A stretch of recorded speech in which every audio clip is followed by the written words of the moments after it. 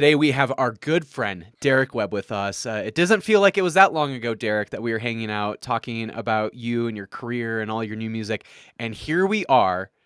I think it's been like close to a month now since the album has been released, or at least a few weeks, which we tried to record before it We actually did. happened. And then we just had to reschedule a bunch of times, which is totally It fine. was me and it was you and it was me again. Yeah, it And was. yeah, What can well, you it, do? it has not been long, but it's felt like it's too long. Like I so enjoyed our last conversation. I've been very excited, and obviously, I mean, I follow, I follow very closely with all the things that are being posted online, and I'm such a fan, so that it's like I'm pretty stoked to be able to. It's like for me, this is cred.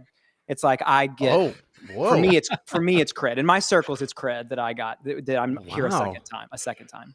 Dang. Well, I feel like it's cred for us. I mean, the Yeah, fact that No, this is like no. Derek. Actually, the funny thing is, when we last chatted, you went into like depth around CCM music history, Oh, I which did. was That's so right. incredibly. There was a lot of insights to that I had no idea about before. In fact, I don't like listen to every one of my podcast episodes that I've made, but I will Oh, yeah. listen back to some of the ones that I'm like, oh wait, I learned something there, and I want to like relearn that or like kind of drive it home for myself. Yeah. And your episode was one that I listened to maybe a couple times even just because I was like, Whoa. wow, I had no idea about this like part of the CCM world. And then we ended up doing the CCM draft with a guy named Kevin Porter who does the Good Christian Fun podcast. Oh, And then yeah. Sarah McMahon, who is an NPR reporter, and she Wow. grew up in the evangelical world. So we did a CCM draft. And I feel like every now and then when I talk about CCM, whether it's that episode or in other situations, I'm like constantly reminded back to some of the things that you taught me. So Yeah. I feel like you have a PhD's worth of knowledge of CCM music, and I feel like I'm just one of your students, one of your Oh, pupils. well, yeah, yes. No, yeah, no. What I recall, and I don't even think I meant to do it, but I basically, for anybody who did not hear that episode, essentially, if you'd like to go back, here's the teaser for you, is that I essentially put the blame for the modern worship product kind of movement, the worship movement thing, squarely on the shoulders of Third Day, and I tracked it back to like the Big Bang, like the inception of it. I'm Mm-hmm. pretty sure it was unintentional on their part, but I'm pretty sure I blamed Third Day. So anyway, so if anybody wants more, you can go back and find that other episode. The other thing that was interesting was one of the picks in that CCM draft Oh was yeah. Delirious, or Do you as mean? Okay, I was just about to say. Do you mean Delirium 5? Yeah, I was just Yes. gonna say, yeah. He Kevin said as Porter a kept saying question. Delirium 5. Delirium 5 as a question because there's a question mark. There is a That's right, question and mark. it's the question mark. Yeah. Yeah, Anyway, sorry. totally. So Stupid. anyway, the like idea that we have around CCM music, or specifically worship music, Yeah. of that like U2 Coldplay sound, Yes. especially in like the 2000s. Yes. That I mean, that was the worship music I had grown up with, and Cullen had grown up with. Yeah. That sound, we really can owe like how that happened in worship music. We can really owe that specifically to Delirious because Mm, of their like British kind of influence and yes. being, probably really influenced by U2, and they were coming around at the same time as Coldplay. You're So right. they were really influenced by that sound, and it's Mm. really interesting that that's probably the band that got that sound. But Yeah. the music, the worship music that you're talking about, like Third Day, where it's like this big band, like 3 chords, and Yes. it's Yes. really singable.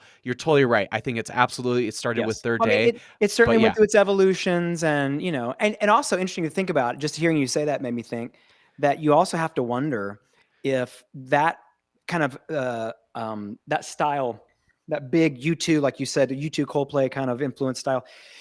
You have to wonder if it also had something to do with around that time the kind of emergence of more mainstream mega churches, and so suddenly like stadium music made more sense in those venues because totally. they were like Yeah. arenas. I mean, a 100%. lot of those the rooms that the music was being played in were like arenas, and Hmm. Yeah. so arena music makes way more sense. That kind of energy in that room like that. I don't know. I I guess I think haven't really thought of that, but yeah, just the simple architecture and Yeah. design of the space is what has influenced that music. Well, That's because it's really arena interesting. rock, and so like that big Totally. chimey guitars and all those big vocals, it's like that makes sense in a room like that, and it wouldn't have made sense in the little wood chapel. You know what yeah. I'm saying? And so all that was changing around the same time. I don't know. I'm just talking at this point. I don't know. No, I think you're absolutely right. That's exactly what it was. Because that wouldn't work in a chapel. Wouldn't work in a a 1,000 square foot room. All of a sudden, like it, because before that, it felt like the big mega churches were more the outliers. Like you Yeah. knew about them because there were only a few of them. Mm-hmm. But now, like most mainstream, churches in most cities, like every city has a mega church. Every city has multiple mega churches now. Mm-hmm. But back then, there were just just before that, there were just only a couple of them around, really, and you knew what they were. We could all name them. They were like on one hand, you could count them. But yeah, I mean, as that started to become more prevalent and more, then we needed soundtrack. We needed more music that worked in stadiums. Yeah, And something delivered. you could throw up a big old light show and all that good stuff. That's what I'm talking about. Hazers. Did you guys? Stu G's fault. Did you guys? I don't know if you guys saw this. There was like a TikTok and like YouTube and all that stuff that was blowing this video up of a church down south. I think it was in Texas, Probably. and it was like the most ridiculous. Was it the ones Easter where they were like Sunday- gliding across? Yeah. Oh my God! Yeah, it was Yes. around Easter, I think. Yeah, it was around Easter, and it was the most outrageous, outlandish production. It was like Mission Impossible. It was Yeah. like they were like dudes coming down to steal the jewels from the ceiling on the rappelling. It was I was just really, waiting, like, did-a-doo, did-a-doo. It was. I was just something. waiting for that. You know what would have been amazing is if, in the style of Mission Impossible and Ocean's 11, if the dudes had come down from the ceiling in lieu of an offering, they come down and take your money. That kind of take your money. Yeah. Like everyone get your wallets out, and Yeah. and then the people come down and like snatch it because like they're like secret like everybody close your eyes, and when you open your eyes, your tithe will have been taken. Kind of Yes, thing. and as never they're know they doing were that, here. they're just stuffing bread and wine down your throat. Oh, they're like dropping off the elements and picking up the cash and then being hoisted back up to the ceiling. Yeah, I'm just telling you, I think there's something there. I think that's edifying. If that's not what they were doing, someone's going to do it once they hear this, That or it's going to turn Totally. into a movie. It'll happen. or both. It very well could be both. Ideally, anyway. The church is going to start hiring David Blaine to just magically start pulling money from people's pockets. And now, for the next 15 minutes, our pastor is going to hold his breath underwater. Please give him prayer cover. It's going to be What a like sermon entrance. Yeah, it's going to be like the what were those dudes called who ripped phone books in half? The power team. The power team, dude. Power team. It's like you'd be like trying to like rip the phone book, and they'd be screaming at everybody to give the guy prayer cover. That's what they Cullen need to looks do. like one of those guys. Like Cullen, I know, especially now how like buff you've gotten over the I can last see couple it. years. Yeah. Just like wear a tank, and you totally play the part. I You can know see it, what's dude. funny is I actually did that trick in front of my classroom probably about a month ago, and my class is like, they're like, "There's no way you could do it." I was like, "I'll do it with this textbook." And so I just grabbed one of my old textbooks and I like did like the trick. So you have to like kind of like fold the paper in a certain way, and then you just pull it. It tears right in half. And the kids were like, "Oh my gosh, Mr. Mack is the strongest person on earth." It was the funniest thing. That's also like a what was the Carpe Diem movie? What was the Williams and the students standing on the desks? Dead Poet Society. Dead Poet Yes, Society. That's what I couldn't. It's way too much time spent trying to figure out. But the point is, it's like a Dead Poet Society move also, because remember how at the beginning they're ripping all the pages out of the that's poetry right. textbook. Totally. And I mean, if somebody walks in at the wrong moment and they see you tearing textbooks in half, it's going to be like Yeah, they're gonna think you're a Republican. a mutiny has started. Exactly. Easy. Easy. Oh, that's good. Anyways, pretty good. I feel like you were just like bump set spike that one to me. Yeah, we did a really good job, gang. That's true. Teamwork makes the dream work. All right, Derek, let's talk about the new Sure. album, Jesus Hypothesis. Yeah. I'm super stoked about the album. I think it's so Thank you. great. Oh, You know, man. it does all the things you do really well. And then also you really explore some themes where it's like, wow, this feels as much as like it feels like, oh, you're like the deconstructed person, whatever. Like it feels like even there's some things that you're talking about where like even like that whole crowd would be like, this kind of feels a little edgy for Derek Webb. So Oh. yeah, I Actually, think that it's means a great lot, and dude. Thank you for wonderful. that. I love it. I don't remember where you were in the process last Yes. time we chatted. where you were in the process of the album. I don't know if you had already written it, maybe Right. even recorded it, but yeah, talk a little bit about Yeah. the kind of production side of things. Like, how did you kind of get started with some of the ideas, the themes, the Yeah. writing that you had with this album? What were some of the things that you were thinking about? What were some of the things you were reading? What were some of the things that you were listening to that started the process of creating this album? Yeah, gosh, well, those are very kind words, and it means a lot coming from you. And yeah, you're just at this point, you're just so grateful anybody even hears about it, that anybody even knows that you did a thing, because there's just so much going on, and it's hard to get people's attention. And so I'm Well, really grateful. before you go off on that, I do have to admit, last time we had you on, I was like, Derek Webb, pretty big name, people know him. And you at the end of the episode, you were talking about how like you have a cult following that like you just want like this subset of people to listen to you and no one do else. not get it bigger. Don't get it bigger, It's right? true. That's what he kept saying. It's true. Well, I have like these your episode 100. ended up being one of our biggest episodes ever. Oh, And I was like wow. completely blown away. I was like, okay, I'm so blown away Derek too. Webb has like this Star power. incredible cult following niche that's gonna Well, follow I him just to have. anywhere. Well, I have like a small kind of gang of They folks. do you call them web heads? I really, from here forward, The Webbies. I will from here forward, but They're just following you around, much to their chagrin. bootlegging like recorded copies, and that's Yeah. how they make their own money. And Probably there's a whole farm industry built up around me because I'm that big. No. At this point, here's what's crazy. I am in my 31st year in this job. We started Cademans in 1992. I was just out of high school. And so it's like been I mean, I'm short, so I look young, but I'm essentially the Bilbo Baggins of indie CCM, fringy CCM music, because I've had this Wow. freakish, weird, long career. I don't Are you even starting know to if like my feel- parents had produced their zygotes yet. Like, If I you don't were know if even my a mom twinkle- had one of those eggs yet, and I don't Right. think my dad probably certainly did not have one of those sperms that ended up making me. Probably not. Not when at that you point. first started Cayman's Culture.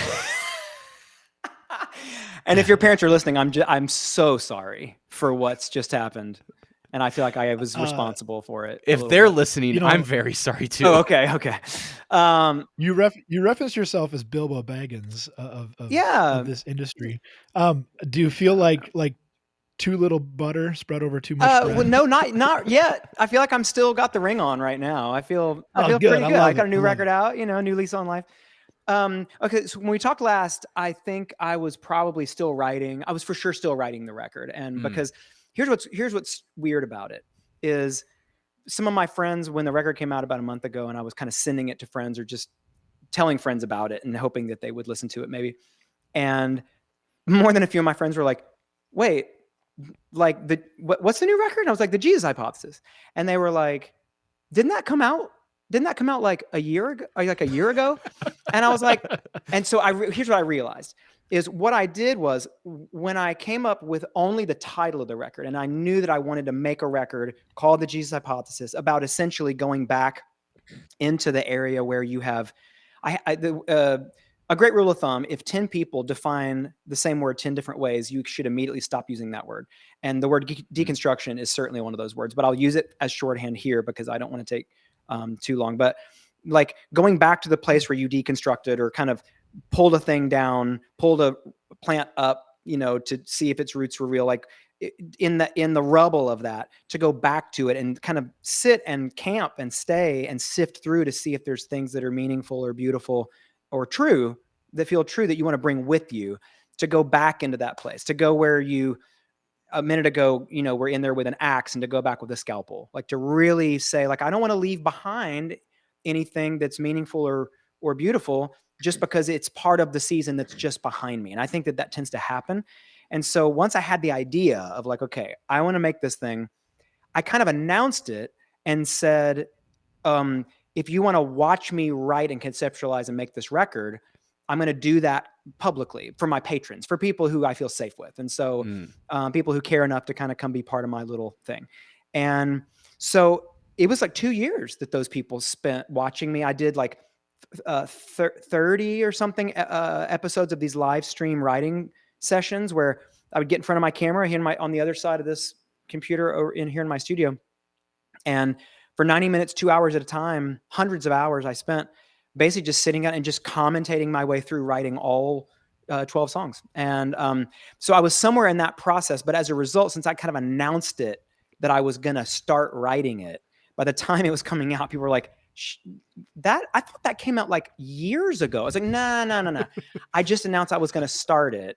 And anyway, so I've learned some lessons about that. But so I was finishing writing it. It is now done. It is recorded. It is out. You can finally hear it. And so like, I don't really know. I mean, like it's interesting. I feel like I'm still getting to know it because I have just been out, I'm touring the record but it's, I mean, that's essentially what it's about. It is about kind of going back to kind of see where am I at this point? What are the things I wish to bring with me? How do I not do the typical thing of going from one fundamentalism to another fundamentalism? I don't want to do that. I don't want to be reactive and say like, oh, I'm completely open to everything except the thing, that I just finished deconstructing or whatever. Like, I don't want to be like that. I don't want to miss anything that's right, true, good, or beautiful. And so that's kind of the ground the record covers. And one great thing about it is that I was able to pull my buddy Josh Moore, who's in Caedmon's with me, and he's been a friend for so many years, for more than 20 years. He's been such a great pal and a collaborator. And we made the Stockholm Syndrome record together, which was a record of mine that came out a handful of years ago. And then we made the Control record and a handful of records we made together. And I've always been very proud of the work we've done together. And he's such a great friend, one of my dearest friends. And I pulled him in to produce it. He did an unbelievable great job. He and a guy named Dave Stukenberg, who's a guitar player in Houston. And it was the three of us kind of collaborated on the production. And the way I made it, I was trying to kind of, even in the sound of it, to have it sound like kind of thought through and then kind of deconstructed and put back together. And so the way I recorded it was I got in here and basically had like two mics, and I would stand in front of them and I would do acoustic and vocal kind of takes of each song and then send those to Josh, and Josh would create sound all around those acoustic vocal. I wanted to record it like Dylan would have recorded Times They Were Changing, like just acoustic and vocal kind of live. And then Josh essentially just kind of produced all this amazing sound all up around that. And that's actually specifically what I did is I like played and sang it and then listened to that performance and played the guitar again on its own to double that, and then sang it again on its own to double that. And then I sent that to Josh. So you're not copying and pasting, which sometimes that's what people do when they are doubling, right? Yeah, right. That's really interesting. No, I performed it a second time, both. And I think the reason is, and this is really insider baseball, but I think the reason was I saw this amazing documentary about Simon and Garfunkel's Bridge Over Troubled Water, which is one of my favorite records. And there's a documentary that I think is kind of hard to find. Maybe it's out wider now, but it's called the Harmony Game. And it is such a tremendous documentary. And anyway, they talk about the way the producer engineer who made those early records and made all those records with them and helped develop their sound was describing how they made the sound of Simon and Garfunkel on records. And what he said was they would stand there and sing. They would have the music, and then he would have Paul Simon and Art Garfunkel stand on two sides of one microphone and sing it simultaneously together on a microphone, like one performance together, then have each of them double it on their own to double each of their voices separately from each other. And then that sound was the Simon and Garfunkel sound. That's how he got it. Interesting. Yeah. I don't even like podcasting with Cullen like that. I can't imagine having to produce one of the greatest albums ever like that. Exactly. We've tried it and it's the most awkward thing. I can't. We don't know if we should look at each other. No, exactly. Yeah. Kind of going. Sorry, my dog is going to be in the podcast just like last time. She's great. She's going to be in the podcast. Let her sing. Yeah. Let her sing. What I was getting from it was like John Lennon's style of vocal doubling. That's back when they had, only 4 tracks for the most part. And so his vocal doubling would have to be pretty creatively, kind of spliced in there. But he did it very much the same way, just without the technology where, you could have, 4 parts essentially on one single and what's track. so fascinating too is, to me, so I love that. And I love Elliott Smith. I mean, I love the vocal doubling, tripling sound. I just love it. Because you can Yeah. sing it live and leave all the When it's done when it's done right. right, When it it's done right, sounds yeah. good. You can There's some times where it's been done that is it awful. can be. That's absolutely true. But like it enables you to leave all the imperfections and all the humanity in there. And then when you double it and then maybe even triple, some of the songs on the new record are like 4 or 5 vocals all Oh singing wow. unison. Like Thief in the Night is, I don't remember how many vocals we did, but he had me sing it the same way a bunch of times while listening to the other takes. And so it allows you to do that.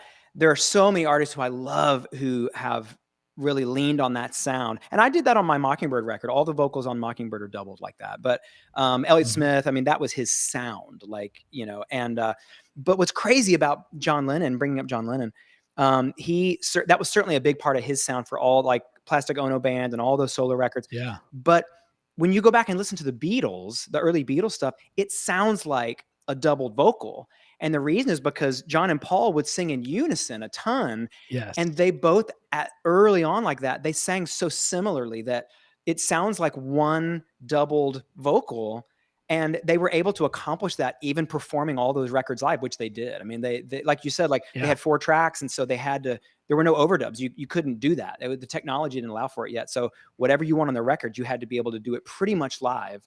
And but they had that kind of double vocal sound, and I love it. So and it was Yeah. a way for me to It's keep those juicy. live performances I was doing here. And Mm. but yeah, so I got to work with Josh, and I just think he's an absolute genius. I just think, and this is the first record of mine in 20 years of solo records that I don't have a production credit. So Josh Moore is the sole production credit on the record, because I just stood in here and did guitar vocal performances of all the songs and did all that doubling and then sent it to him. And he really, on his own, I was like, man, surprise me. I trust you. I love you. Like, I don't really know where we're going with this one. I don't know what you're going to hear, what your instincts are, but I trust your instincts. And what he came up with, I was so thrilled. And then he brought Dave Stukenberg in to play guitar and sing background vocals, do a bunch of other. Dave plays a bunch of instruments, but what those guys did as I was getting these tracks back, I mean, it was just losing my mind. And so Dave and I co-produced, but Josh produced it. So That's gonna be an interesting experience of sending a track that yeah, you had just recorded and then just being like, I don't know what's gonna happen with this. This is like my baby, but I don't know what's gonna happen. right. It's almost like, like sending a kid to college. It's like, all right, I've done what I can. Go off, Right, and I exactly. guess you're I've gonna done do your everything. thing now. I Yeah. don't know what's gonna happen to you. Yeah. And it's so that would Corey be and interesting. Sheila were very Yeah, disappointed. that's right. believe That's me. Don't funny. send them to Christian college. Exactly. Well, here's a really interesting for anybody who wants to like get a real sense. Like, here's a great example from the record. So there's the song on the record that's called "God in Drag," and it's essentially a song Which you where, can't play in Tennessee now, I hear. yes, I would, if I'm being paid to play it, then I would get arrested. There you go. If I'm playing it for free, then apparently that's okay. But anyways, you can't make any money off of it, I think is but so God Drag is basically, the song itself is just me. I always I've liked to say that no one deconstructed before Jesus did, because he's got that great, like, you've heard it said, but Mhm. I say unto you. So basically what he's saying is like, here's the way you've understood the way that all this works.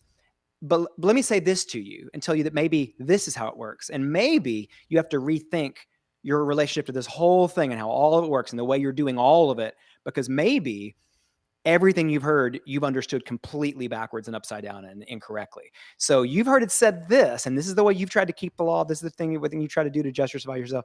Here's maybe how it actually works. And so I've always loved that little kind of literary mechanism of you've heard it said, but I say unto you. I love that so much. I love the way that Jesus uses it in those parts of the Bible. And so I always wanted to take it out for a spin and kind of see what I could do with it. That little thing that you've heard it said, I say unto you. And so God in Drag is my attempt to do that. And it's basically me trying to take all of the dense complexities of all the toxic theology that I grew up believing and kind of turn it on its head and basically have 5 verses, 5 long, dense verses of you've heard it said, but I say unto you, or a lot of you've heard it said. And then like, here's just, and it's like, there's like 12 lines per verse. And then the chorus is just, but I say unto you, you're beautiful and free. And then 2 more long verses of you've heard it said, and all this incredible like stuff about predestination and stuff about hell and stuff about women and gender and stuff about, but I say unto you, You're beautiful and free. So it's like, the way it was recorded, it sounds like a folk song. It's like the most folk song of all the stuff I gave Josh. And if anybody wants to know what Josh did to this record, like the way his mind works, go and listen to that song. And here's what you're going to hear. Almost the whole song is just me playing it like Dylan in front of a microphone. There's nothing to it, acoustic vocal in a room, in this room. And then I didn't really know at the end of the song, I break into this little chorus that I kind of imagined in my, in this little fictional narrative that I had made up. I kind of imagined Jesus kind of saying this thing at the end of saying, like, if you're really listening, you'll hear the melody you'll hear the thing I'm trying to tell you if you're really listening. And it's that you're beautiful. You're like God in drag. You're dressed up like the real thing and you're beautiful. But it kind of falls out of time. It just kind of becomes this free time floating kind of, and so when Josh sent it to me, he was like, "Hey man, I just finished God in Drag and I worked really hard on it. I really hope, I hope you dig what I did." And so I was really anxious and I put my headphones on and I hit play and I was listening to it. I was like, dude, I'm so like Josh, he's pranking me because it's like, it's just me. He didn't do anything to it. He didn't do anything to it. I listened to the whole song and I'm like, there's nothing here. He added literally nothing. It sounds just like it did when I sent it to him. You're until like, I'm paying you to do something. Yeah. If I'm paying you Josh. per track, can I have some of that money back? But then though, it gets to that last like chorus, whatever that B section is at the end. And dude, all absolute hell breaks loose. He orchestrated he did it all in computers, but he orchestrated essentially what would be like a 40-piece orchestra with like bells and timpanis and drums and horns and strings and woodwinds and composed this whole giant thing to go along with it. And then ran all of that through this crazy big rhythmic filter. There's no way to describe the sound of it. It's so chaotic and insane. And it comes in and takes over and becomes this whole other song. And then all at once just stops. And it's just me on my little acoustic guitar just to finish the song up by myself. And it's like, if you want to understand, it's such a great example of it's such an extreme example. So it'd be one that people could really get a sense of like what I sent Josh, what Josh did. That song will tell you everything.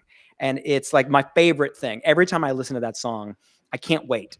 And when it gets to that last 20 seconds of the song and that all that insanity happens, I just like, and my wife will know, like when I was proofing all the tunes and listening to the mixes and stuff, she always knew when I was listening to that song because she'd look over and I'll have this crazy big giant like Cheshire cat grin on my face. Like I giggle, like I didn't hear myself doing it, but like I'd be like, oh my God, this is crazy. Like every time I listen to it, because it's nuts and it's so good. So I'm so proud of it. Yeah. He turned it into a day in the life. Dude, kinda. It totally departs and then comes back. So anyway, so Josh is amazing. He's one of my dearest friends, and it was a blast, to work on that stuff with him. Anyway. So we've talked a little bit about the music production of this new album. I'm kind of curious around like the writing and just like the lyrical content piece. Yeah. There's parts of this where it feels like, is Derek Webb a Christian again? And I'm like thinking like, this guy really wants a dub award again. And so got to make yourself eligible for the dub award. Just one more. Just one more. Just one more. Yeah. Well, so okay. I'm curious around that. Like there are parts of this where, and I know like your journey the last couple of years have like shifted a little bit. Yeah. And, but I'm curious kind of like where you feel like you're at. Yeah. Given your processing through this album. Yeah, no, it's a great question. I appreciate you saying that. It's funny. Some of the early response that I was intuiting was that there are people who had been following me who maybe came in more recently, like came in from Fingers Crossed forward, which was kind of like where I started to kind of pull the thing apart a little bit. Right. And that's what they kind of were familiar with. And they didn't really know the Caedmon stuff. They didn't really know the earlier solo records that were really much more kind of evangelical Christian forward. And they heard this record, some of those people, and I heard some kind of some disappointment that it was like way too Christian for them. And then, I mean, to be fair, it has at least one fuck on it.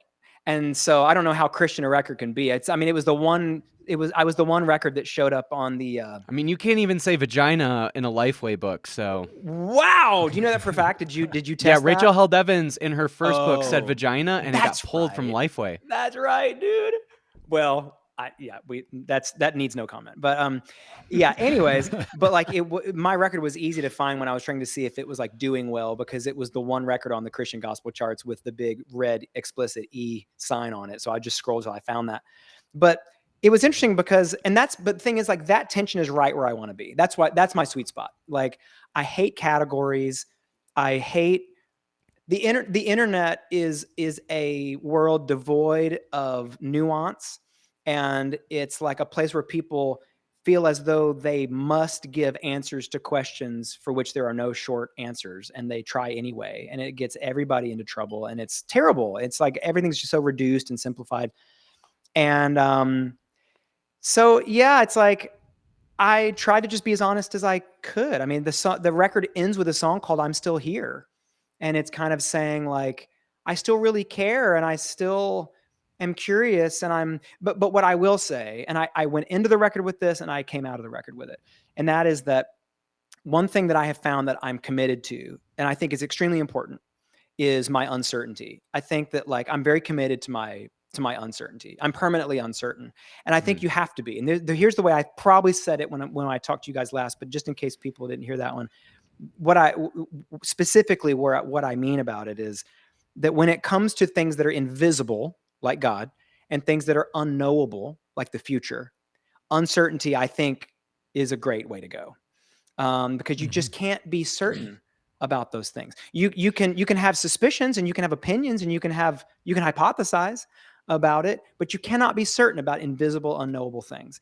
And uncertainty is not even the enemy of faith; it is the prerequisite. And so, like, I went into the record with a lot of uncertainty about this stuff, and I wanted to explore it, and I came out of it with my uncertainty intact, which is what I hoped for. And I think that what I hope is, like, my social media spaces, my God knows my house shows that I do, and like just in general, I want to very consciously hold space for people regardless of where they are. And I kind of steward a little group of folks over on Patreon, and it's really important to me that those people all feel safe and welcome. I want people to feel welcome and safe on my social media spaces, and even and especially if they're coming from a more evangelical background. I mean, I was in Caedmon's Call for 10 years. I'm still in Caedmon's Call, as it turns out. It's like Hotel California, but like, because we just played 2 shows at the Ryman like a month ago. I remember And talking about that in our last yeah, episode. It was yeah. great. It was Yeah, wonderful. no, and I love those people, and and that's still a big part of my life, and all those songs are part of what makes me, and how I got here, and here is a good place. And so, like, I don't wish to lose any of that, and it all kind of belongs. Um but like, it's important to me to fight to hold that space. And so, like, it was important to me that folks who may be just getting into their kind of audit of invisible reality, their presumptions about invisible reality, deconstruction, whatever you're going to call that, if they're just starting that, I wanted to help provide them with a little language that could springboard them in, and that might make them feel less alone in going through it. But also folks who are, like, still squarely evangelical. Like, I care. I have so many of my friends and family, that's where they are. And I respect them, and I care about them, and I'm fascinated. I want to hear their stories more than I ever have. I want to hear their stories. I want to hear anybody's story who can, as long as the fruit of whatever you're believing is showing kindness, and it's showing like beyond tolerance. I mean, if whatever you're believing is making you unkind and hateful and bigoted, I'm not interested. But if it's making you kind, and patient, and all the fruits of the spirit, not ironically, then I'm all ears. I want to hear all about it. I don't really care what it is, including evangelical Christianity. I want to hear all about it. If your evangelicalism is making you kind and loving, and it's making you ruin your reputation, in order to love people who are complicated in the eyes of society, I want to, especially the church, I want to hear all about it. I want to hear everything, how you got here, what keeps you here. And so, like, that's kind of where the record landed, is like, I'm not ready to, I don't want to walk away. I'm not looking to walk away from anything. I'm not walking away from anything. Like, I am where I have always been. I am moving forward. I'm looking at the world. I'm describing it for you. And this is what I see. And I've Dave Bazan, who surely you guys have talked to on I here. wish we have. Oh, Yeah, we're I'd like to trying to get get him on on. the damn podcast at some oh, point. well, I would love to help with that. But I mean, Well, we are all ears. There we okay. go. Well, the point being that, like, I have heard Dave. Dave is a pal, but I'm a much bigger fan than a friend of his, and I just think he's That's literally the opposite of Cullen. Cullen is a much bigger friend than he is a fan of me. It's very true. I don't ever listen to any of well his stuff. said.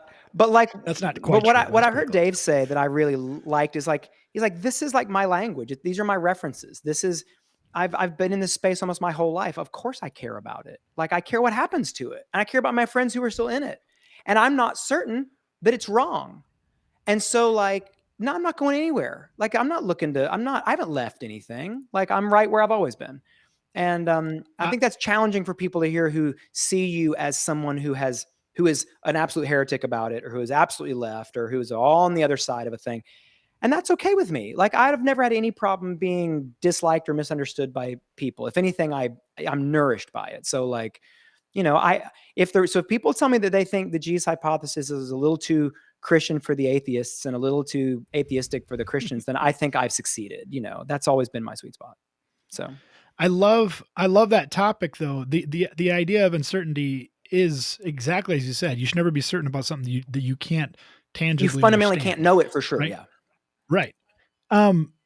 So in talking with my evangelical friends, I mean, they almost like, they give me like the side eye. They give me the, like they're scared for me, or Yeah. like what's going to happen Yeah. to me in the afterlife, or whatever, or whatever Yeah. it is. And, I'm okay with the uncertainty, but because they're not okay Yeah. with it, it makes me wonder, am I like wrong for believing Right. that I don't Right. really know? Like, Yeah. is that Yeah. okay? But I think that's a topic that's wonderful to brush, and it should be a much more established Yeah. topic to discuss in the Christian world in Well, general, yeah. because Yeah. that's how we spread more understanding and more love amongst one another, That's right. and less division and hatred. That's right. And I've heard that same thing from a lot of my evangelical friends too. And I receive it as an expression of care. I mean, I hear what they're saying, and that means a lot to me. But I also understand that for me, I can have a different opinion. For them, Yeah. eternity is staked on the answers to these questions. It is not for me. That is not what I believe. And so I don't believe eternity is staked on how I respond to this. And I understand that they fundamentally disagree with that, and that's why they feel the way they feel and they respond the way they do. And in every way that they can, I understand that they are trying to express to me that they care deeply, and Yeah. I hear and that I receive. But yeah, like, I don't know. The thing that bums me out about the kind of deconstruction movement, or like the kind of Christian progressivism, and I mean, I love it. I think we need more granular categories to talk about everything. I absolutely do.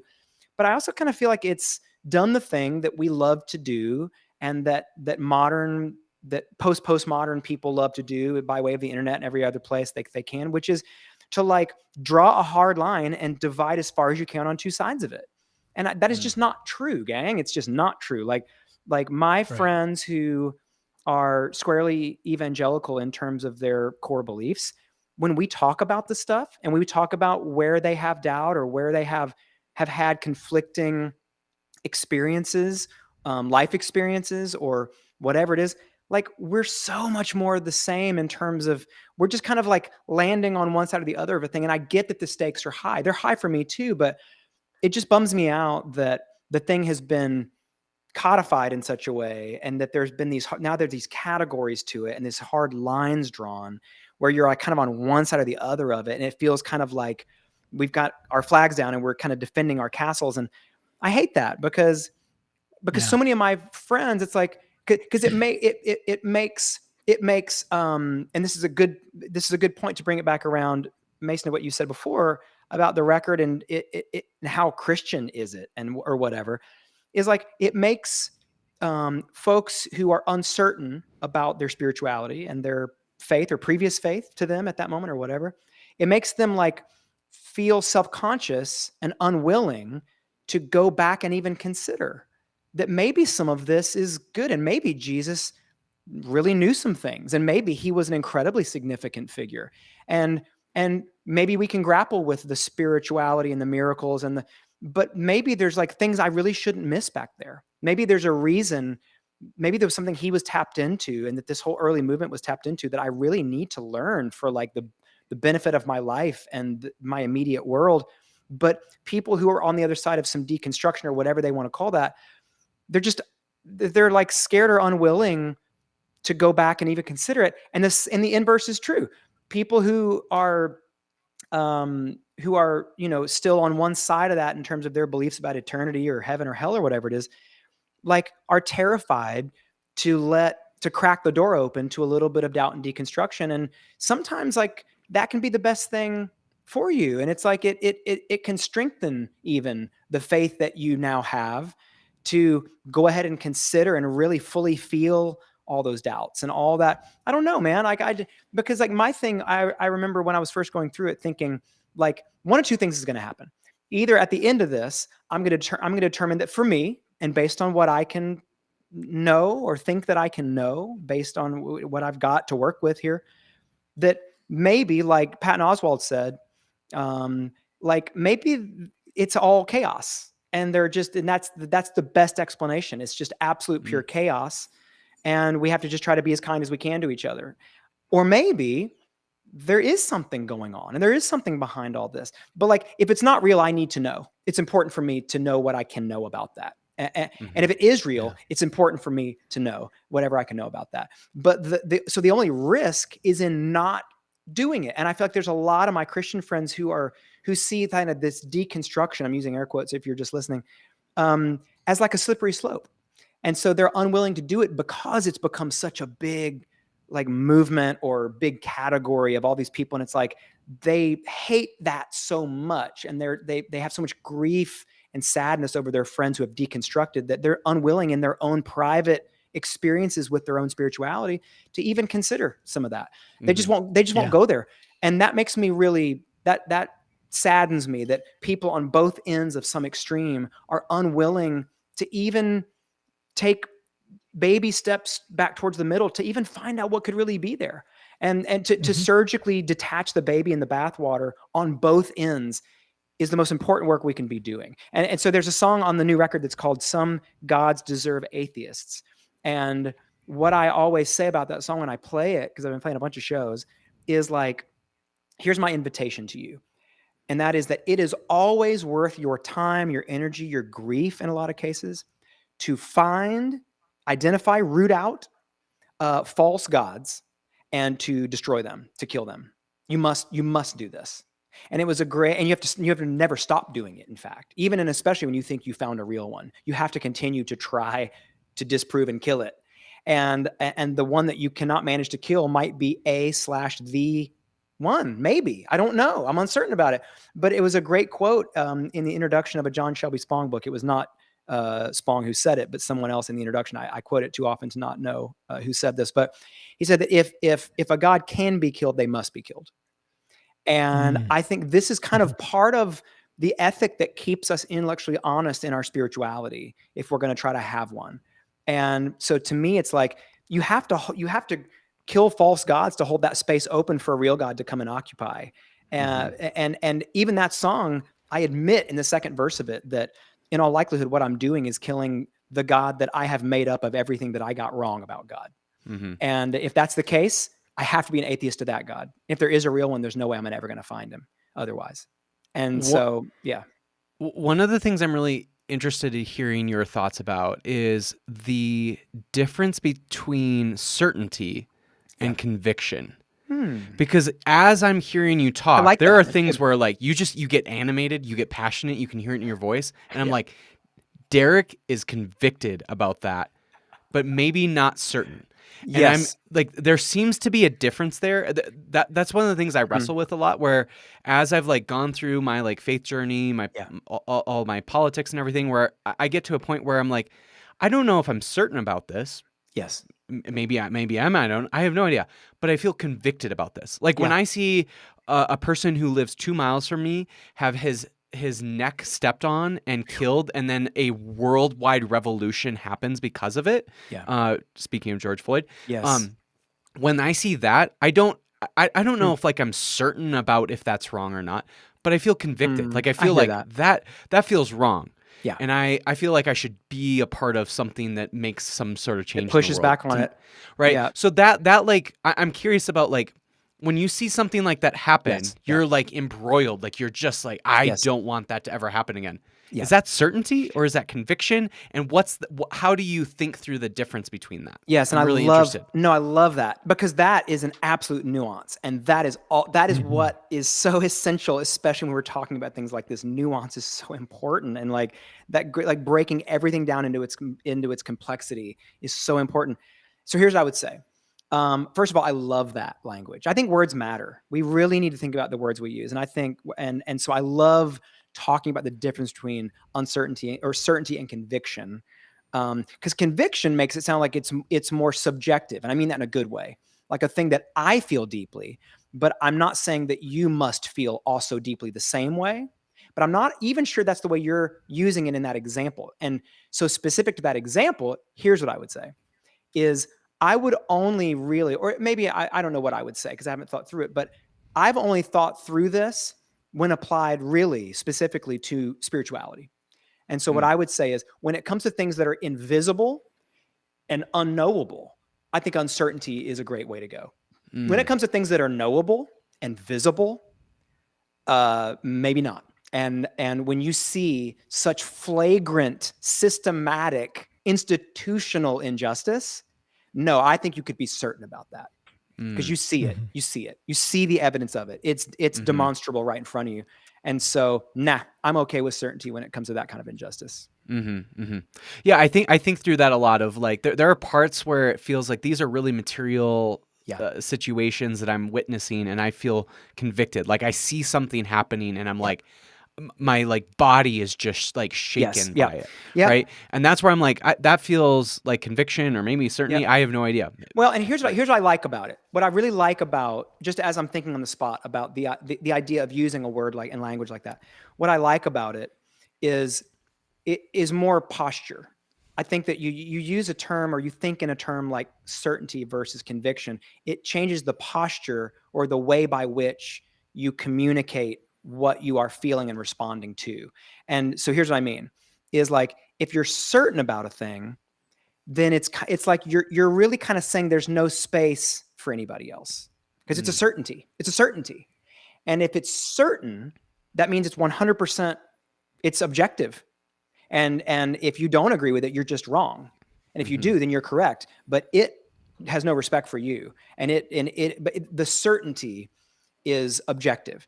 And I think saying conviction is to say, I am just on the bleeding edge of certain about this, but I'm willing to say that I'm convicted about it because I want to hold space for people who disagree.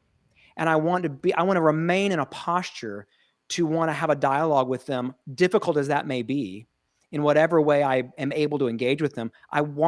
To I want them to feel heard and seen and respected by me such that we might be able to share with each other and learn from each other. And I would hope that somebody who is perpetrating that kind of absolute violence um, may, under some circumstances, be open to having their minds changed, mm, and for those people to come into new information. And if I'm certain, then I'm basically telling you with the use of that term that I am unwilling to come into new information mhm, because mhm, I'm certain about this. It's mhm, certain. So you don't need to even talk to me about it. But if I'm convicted about it, well, I could have a conviction that could turn and go the other direction. And I like that it holds space. And I think just in general to say, I'm open. I'm open. I'm fighting to remain open. And I think when you hear, especially, and I'm not trying to pick on, because this was me for so long, and there's proof all over the internet of it, but like I was so certain of of systems of theology and ways of thinking that I was extremely hateful. And I was just unwilling to come into new information. You just couldn't. And if you were trying to give me new information, all I was doing was building counter arguments in my head, waiting for you to take a breath. And that is no way to deal with injustice. So you have to do the hard work that you see the real heroes of these movements doing, where their patience and their kindness and their long suffering with especially their enemies, in order to try to love them into change. And like the only way you do that is the difference between certainty and conviction. Holding space for people who disagree. So I think it's the way huge. I would like think through it is like, so I'm a panentheist, and then there's pantheists, right? There's God Yes. is in all, and then there's God is all. Yes. I'm not willing to get into that. I'm not willing to get tear gassed by that debate. What I am willing to get tear gassed is to make sure that another black person doesn't get killed by 100%. the police, right? There's a difference there in terms of that situation where it feels like, one, I'm like, I'm not certain, and because I'm not certain, I'm not willing to get tear gassed by it. But there's one where it feels like I'm so convicted, my body is moved in such a way where I'm willing to get tear gassed to make sure that never happens again. Yeah. And to me, that's why my immediate instinct when you said it was, what I would never say is you can't be certain about anything under any circumstances. I would never say that. I do, like, incessantly, I can't stop saying that when it comes to invisible, unknowable things, uncertainty might be your only option. But you can hold that in a way that has conviction and faith and belief even, but not certainty. And that's an effort for me to try to hold space for all the different folks who might interact with that. But that's like a tight corner of thought that we're talking about. When it comes to the kind of flagrant injustices that you're talking about, I really have no problem saying there are things I think that you can be certain about. And I think there are certain things politically you can say, nope, that is right and that is wrong. I just think there's and because now we're veering more into ethics, and I do think there can be some absolutes, and I think that you can even see absolutes demonstrated across all of history and civilization, where people all over, I mean, like, tribes who've, God knows, they've never seen the Constitution and or the Ten Commandments, but there tend to be in civilized societies certain things that kind of come up and say, people only really survive and thrive under certain circumstances. And these are the things that keep us from destroying ourselves and our culture and the things that we love and care about. And those things tend to be pretty constant across the board. To me, that says there can maybe be certainty in issues of justice. I do think there can be, like, nah, man, there are some things that are right and there are things that are wrong. And there are some things you cannot convince me could be right under certain circumstances. Ironically, that is the great argument, unfortunately, handed to evangelicals. They have to be able to say there are some circumstances where it is okay for babies' heads to get bashed against rocks. There are some circumstances where it is okay for the entire population of the planet, including all animals, save one family and pairs of each species, to be completely wiped out and destroyed. There are some circumstances where that's okay. There are some circumstances where a righteous man can have, due to no fault of his own, his entire family completely destroyed in front of him and be covered in boils just because, I mean, like, and that's a hard argument to make. And I'm not sure I'm cool with trying to make it anymore. So you're saying that they think that there are times where a unborn fetus, it's okay for that fetus to be killed? I'm gonna treat that as rhetorical because I think that's how you meant it.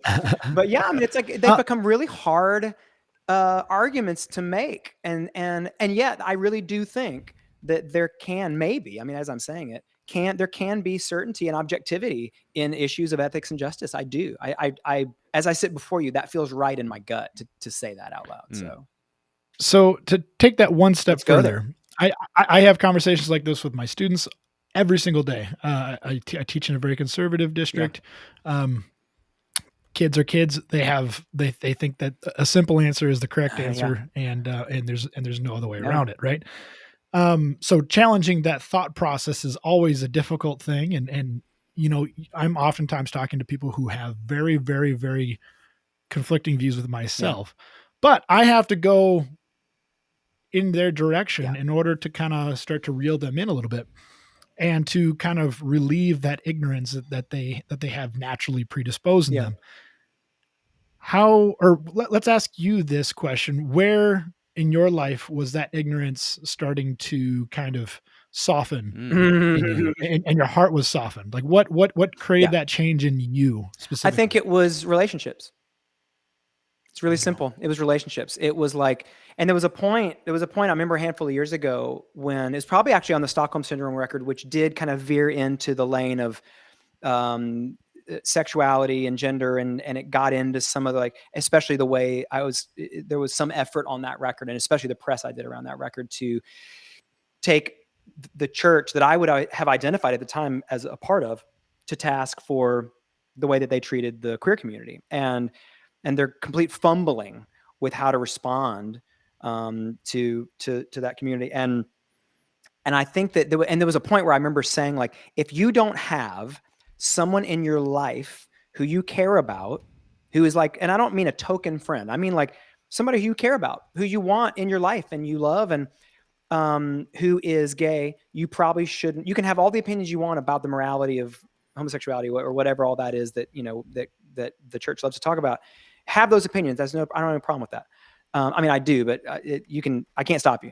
But if you're going to talk out loud about it, if you're going to go very public about that, and you're going to make especially if churches are in big institutions that are speaking on behalf of God, presumably, are going to make statements about that, there must be a cost relationally for you that you are going to have to deal with. Because even if it doesn't change your opinion, I promise you it will change your posture. It will change your tone. It will change. And for me, it was just like being in relationship with all kinds of people who the church, that were at the business end of the church's judgment on so many things, and realizing, you know what, these people, the whole thing just started to unravel for me, because I was like, I think that if I've ever been on one side of this thing, I've been on the wrong side of this argument, because I mean, these are people who understand compassion and love for marginalized people, and love for, in a way that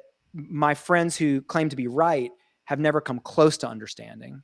And no Like, more Dove Awards for you. yeah, I know, that was it right there. Yeah, man. But but because, like, most most of my friends, when I would hang with them and their communities, I was like, this feels more authentically like what church is supposed to be than any church I've been in 20 years. And that's not even, I don't even mean that to be a criticism of the church so much. It's just like, I think there's something fundamentally, I Like think we have. that's the kind of community you want to be a part of. Yes, that's right. Because it's fundamentally taking care of and loving and holding space for people to be themselves completely, and to be safe and loved and seen. And so for me, it was like, I think, and so what it caused me to do was like, why is it that the things that I have received, that I've just had to receive as true, how did those things, where does it say that, and what did that mean? And let me really get in. And it caused me to at least develop enough reasonable doubt to be, which I think is easy to do when you start getting into inerrancy, and you start getting into just a lot of things about the way the English Bible was written. It raised enough reasonable doubt for me about those things to be like, you know what, let me tell you what this is.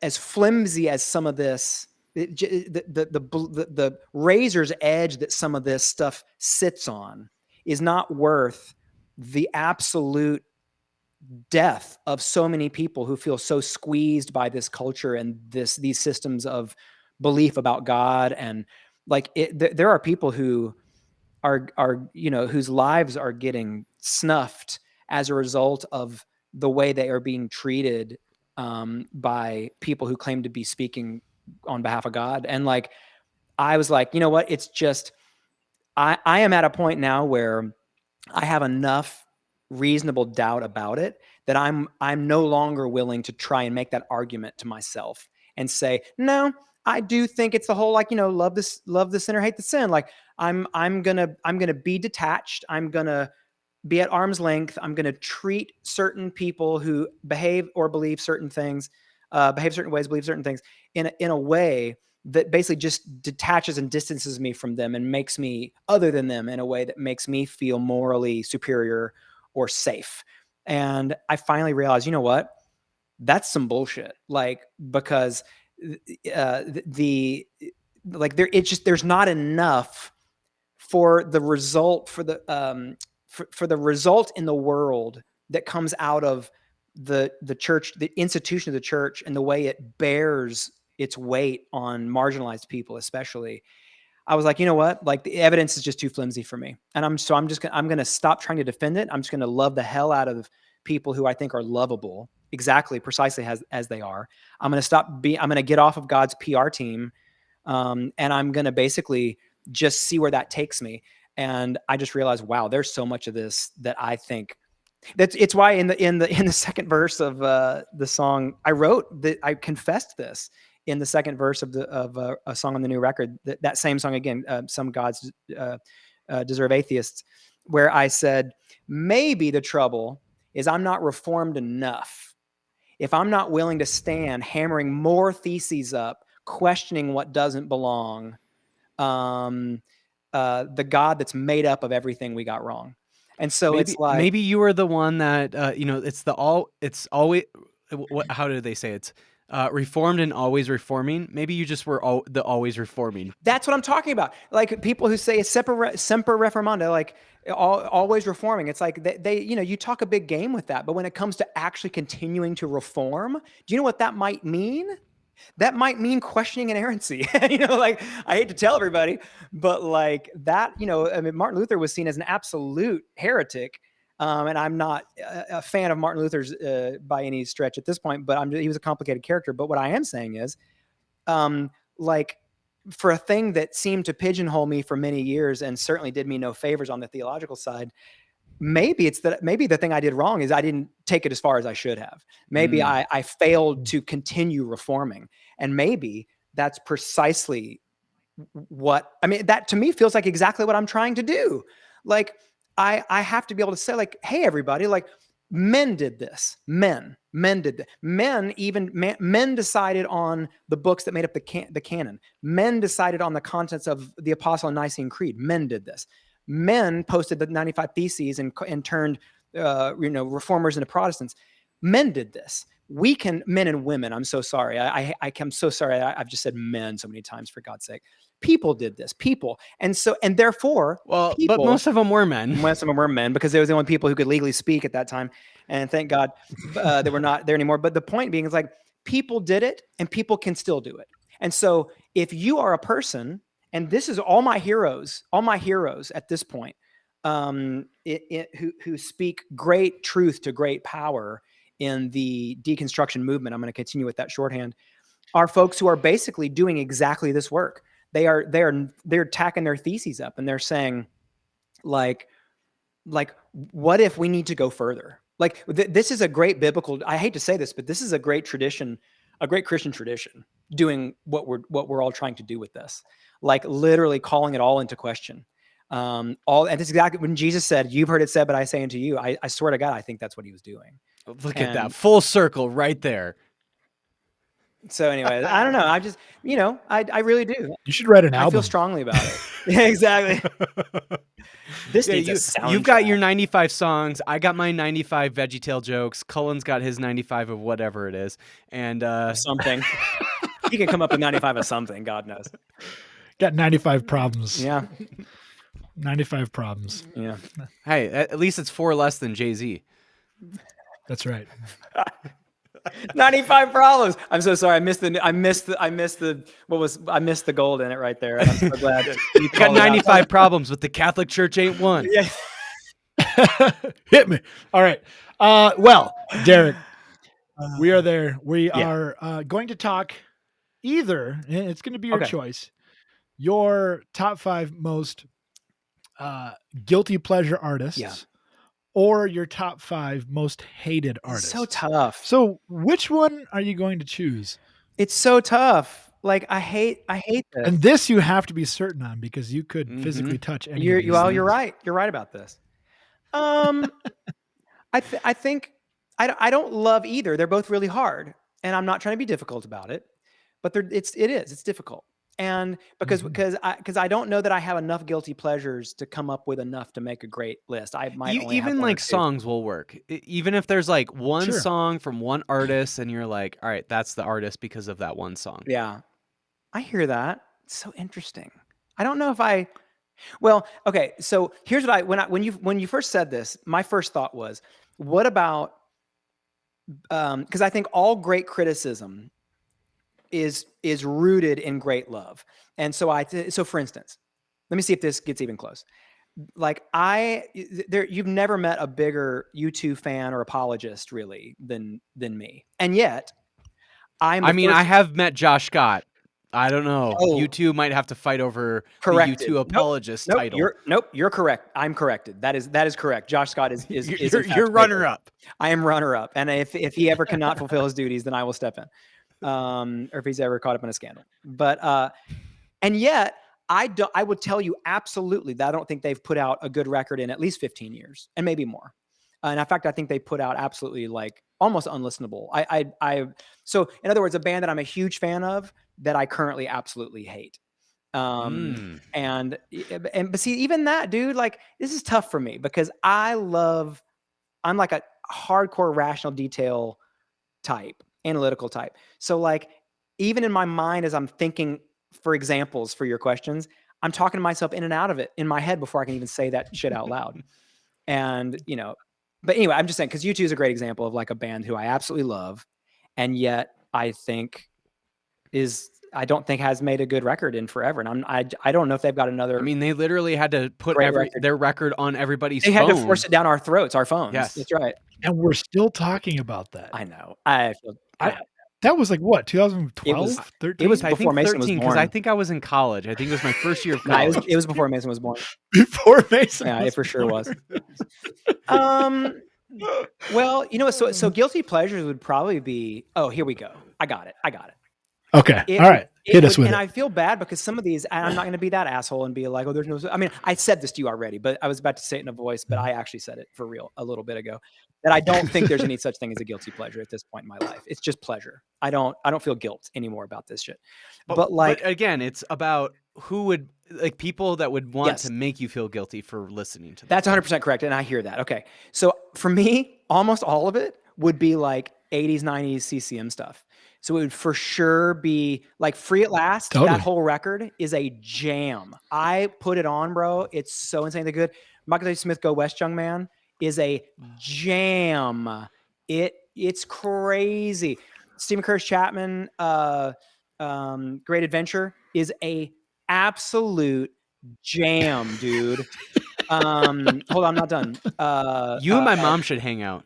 We should. We really should. We're probably the same age. I think you said that last time, Mason. Yeah, maybe it might be something to that. Mason's trying to really get you to I know. That's sweet. I'm into it. And then like obviously Amy Grant, I mean, Lead Me On is not even a guilty pleasure. That's just one of the best records, pop records has ever been made, along with Heart in Motion. But so for me though, you're getting exactly where I'm going. And it's like, this is precisely like, what was that? Oh, what was that Newsboys song that was so big? I was never Breakfast in Hell. Except not Breakfast. No, it was one of their later ones. It was like early in their worship stuff, but it was like, I remember hearing it and being like, He Reigns was like the first song. Yeah, that's it. Yeah, He Reigns. Yeah. I was like, dude, that, like, I don't care what we're talking about. Like have the dude from what's the Icelandic band who sings in gibberish? Are they Icelandic? Gibberish? Thank you. Yeah, no, the dude even called, he's got a language. He made it up. It's Hopalong. I feel like we should. Hopalongar. But isn't it's it like not Joseph just Smith? gibberish, Derek. But it's like Joseph Smith. He's the only guy who understands it. Isn't that kind of one of those deals? Yeah. Anyways, what I'm saying is have him sing it. Have him redo it. And they're jams. Like it could be total. I didn't mean that his music gibberish. I meant do it in gibberish. I'm just kidding. And I think he would be adept at that because he sings in a language that he made up, like for his twin. Yeah. But like that he doesn't have.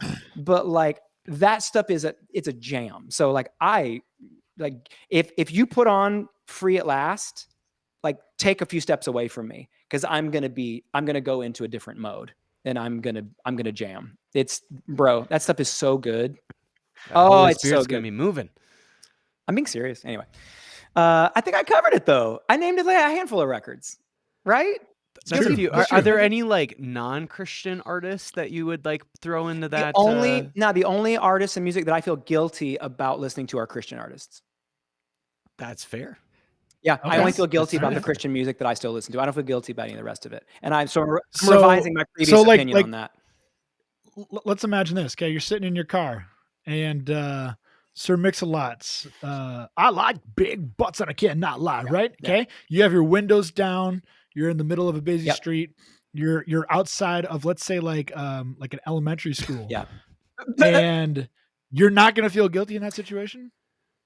Oh, I certainly would feel. Oh, you mean if it was Sir Mix-a-Lot? Yeah. Oh, well, no, I would be. No, I'm not even sure that's legal to listen to that song within a mile of an true. elementary school. But yeah, and as you were saying that, I actually came up with- Guns are allowed closer than Sir Mix-a-Lot to an elementary school. dude, because Sir Mix-a-Lot will do so much more damage, arguably. But what it made me think of is Journey. So yes, that's a perfect like late at example. night, like night drives when I'm like trying to stay awake or whatever.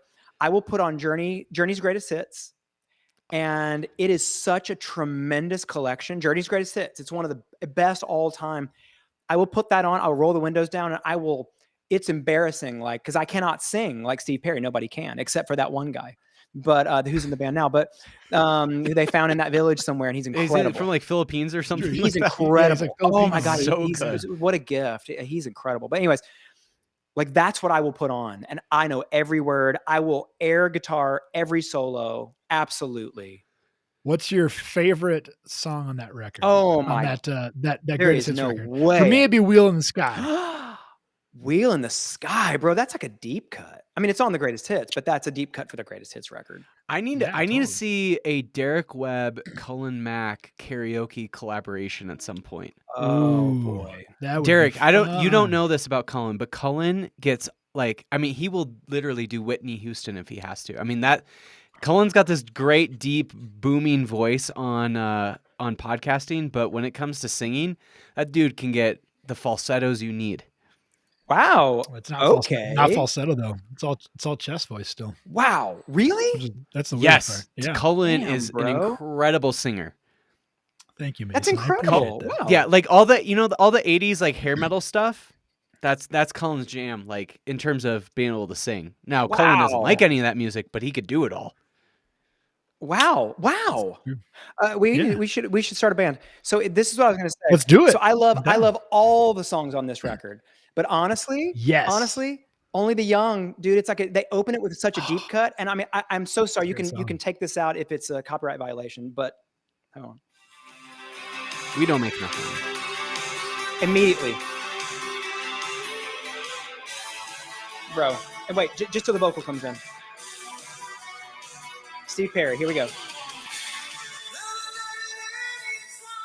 Are you serious, dude? Yeah. Cullen can do that shit, I guarantee it.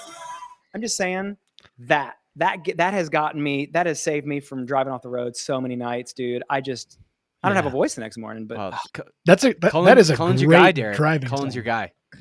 I'm excited, dude. Yeah, we got to get I wanna together get to the bottom of sometime that. and hang. It is so good. All right. But I mean, I feel like we have to like twist people's arms, but like you're clearly coming out with like your guilty pleasure artists. You got Journey, you got U2, you got the Christian music artists. Is there any more that we can squeeze out of, like twist that Bro, arm a little enough? I don't know. I mean, it's like none of it would be. I mean, all the '80s hair metal stuff because that's what I grew up on. I played in endless Yeah. cover bands in the That counts. endless cover bands: Totally. Cinderella, Dokken, Van Halen, obviously, Def Leppard. Extreme. I mean, like this is what I cut my teeth on. I mean, all I did till I was 19 years old was play in 80s hair metal bands. That's all I mean, that's how I learned to do this. And I could literally look go at get what a your hair guitar. is now. Exactly. It's gone. Just like my faith. But I could go and I could get a guitar from the other side of the room and I could play you all the guitar solos on Van Halen 1. Like that is Why? Okay, you play Van Halen on guitar. Cullen will sing Van Halen, and you guys got literally the best do a Van little Running with the Halen Devil. cover band ever. bro. Okay, well, we're gonna talk offline about this. We'll do Okay. it. We'll do I'm into it. it. Derek, what do you want to plug? Obviously, the album's out G's now. Hypothesis. Yeah, it's out. What? Yeah, plug whatever you want to plug. I know there's shows coming up. Yeah, plug what you want to plug. That's it. Well, so the new record, I would just love for people to give it a shot. It's out everywhere at Jesus Hypothesis. I would love people to listen to that. DerekWebb.com is where you can kind of find everything. I am touring, and we're still announcing summer shows, and they're all house shows, no PA, no lights. I sneak in and out some random living room in some suburb somewhere, and it's so much fun. It's my favorite way to do it. And yeah, I'm going to be out on the road kind of a ton, and would love for folks to come and hang out. Or I honestly, just a listen to the record would mean the world to me. I would love for folks to find it. Yeah. Is there some vinyl available or Yes, anything like that? we have since the day the record came out, we've had the pre-sale up on vinyl on the site, and so yeah, we're doing 2 versions. It's gonna be 4 sides of 180-gram vinyl.